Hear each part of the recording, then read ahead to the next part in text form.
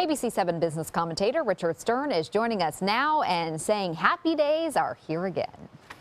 Haley, you've got it exactly right. Hard to believe, but if you recall in mid-February, the Dow Jones Industrial Average and the S&P were both down 10% for the year in mid-February. A lot of people were very concerned. Unfortunately, some people sold. Well, guess what, folks? We not only have made up all that ground, but today the Dow Jones Industrial Average closed above the 18,000 level. That for the first time since all the way back on the 21st of July of last year. Earnings are coming in better than expected, and today's market even went up regardless of the fact that the price of oil was moving in the wrong direction, at least as far as investors are concerned. And most of the day in plus territory, and we closed very close to the high of the day. All positive. Let's take a look. There you see the Dow with a gain of almost 107 points, and drum roll 18,004.16. A gain for the day of 0.6% on volume of 793 million shares.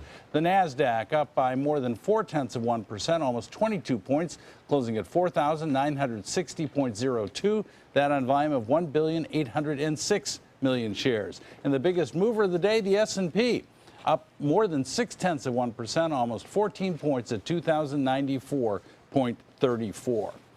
Well, the Walt Disney Company, a major player in the state of Florida and a component of the Dow Jones Industrial Average, today saw its shares jump by almost 3%.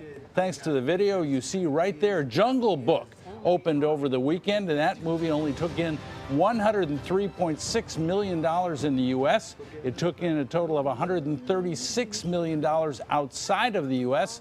That's $239 million. The movie cost $175 million to make.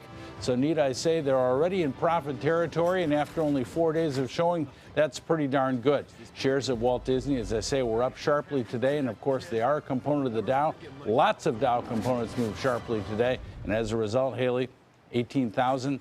Thank you very much. Nice to see it. Very nice, and some good news for Hasbro. Absolutely. In a similar story, actually, Hasbro, of course, makes toys, and Frozen has been a huge success. Star Wars has been a huge success, and Hasbro announced earnings today that were well above expectations, and the stock was up by 6%. Not too shabby.